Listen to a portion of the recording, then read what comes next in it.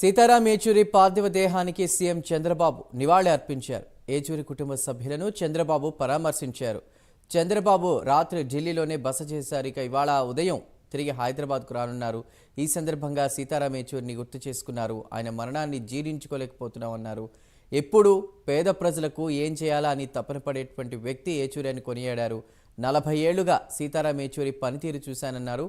ఎన్నో పోరాటాల్లో ఏచూరితో కలిసి ముందుకు సాగామన్నారు. ఇక ఒక సాధారణ కుటుంబంలో పుట్టి ఒక అసాధారణ వ్యక్తిగా సీతారాం ఏచూరి ఎదిగారని కొనియాడారు.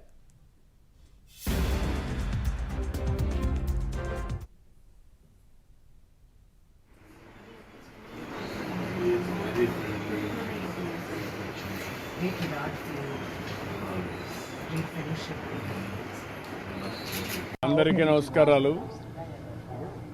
ఈరోజు సీతారాం ఏచూరి మరణాన్ని జీర్ణించుకోలేకపోతున్నాం. ఒక మంచి నాయకుడు, ఎల్లప్పుడూ కూడా పేద ప్రజలకు ఏం చేయాలని తపన పడే వ్యక్తి. నేను 40 సంవత్సరాలుగా క్లోజ్గా ఆయన వాచ్ చేశాను, కలిసి పనిచేశాను. అదే మాదిరిగా అనేక సందర్భాల్లో ఎన్నో పోరాటాల్లో ఒకటిగా కలిసి ముందుకు సాగాం.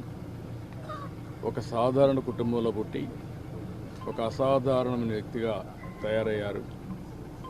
ఎక్కడో కాకినాడలో పుట్టిన వ్యక్తి ఢిల్లీ యూనివర్సిటీకి వచ్చి జేఎన్టీయూలో స్టూడెంట్ లీడర్ ప్రెసిడెంట్ కావడం, అక్కడి నుంచి కమ్యూనిస్ట్ సిద్ధాంతాల పట్ల ఆసక్తి కనబరచడం, అందులో చేరడం, అక్కడి నుంచి కూడా మీరు చూస్తే అంచెలంచెలుగా ఎదిగి జాతీయ స్థాయిలో పార్టీ అధ్యక్షుడయ్యాడు. ఆయన ఎప్పుడు కూడా కమ్యూనిస్ట్ పార్టీ సిద్ధాంతాలు కట్టుబడి పనిచేశాడు. అదే సమయంలో అందరితో కలిసి ఉండేవాడు. ఒక అజాత శత్రువుగా ఎవరు ఎప్పుడు కనపడినా నవ్వుతూ పలకరిస్తూ చాలా హోందాగా, అదే సమయంలో అందరితో కూడా కలుపుగోలుగా ముందుకు పోయాడు. ఒక తెలుగువాడుగా ఈ స్థాయికి వచ్చిన వాడు చాలామందిలో చాలా తక్కువ మందిలో ఆయన ఒకడు. ఏమైనా ఓసారి ఆయన నమ్మిన సిద్ధాంతాలు, ఆయన పనిచేసిన విధానం ఎప్పుడూ ఉంటాయి. అలాంటి ఒక మంచి మిత్రుడిని ఈ దేశంలో ఒక మంచి రాజకీయ నాయకుడు కోల్పోయిందానికి చాలా బాధ ఉంది. ఏదేమైనా మన నిమిత్త మాత్రం వాళ్ళ కుటుంబానికి కూడా ధైర్యం చెప్పాం.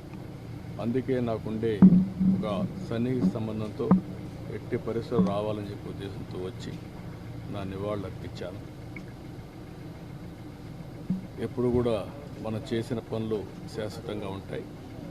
ప్రజల కోసరం, పేదవాళ్ళ కోసరం ఆయన పోరాడిన విధానం శాశ్వతంగా ప్రజలు గుర్తుపెట్టుకుంటారని చెప్పి తెలియజేస్తూ మరొకసారి ఆయన చేసిన మంచి పనులన్నీ అభినందిస్తూ, అదే సమయంలో ఆయనకు నివాళులు అర్పిస్తూ ఆయన ఆత్మకు శాంతి కలగాలని భగవంతుని మనస్ఫూర్తిగా ప్రార్థిస్తూ సెలవు తీసుకుంటాం.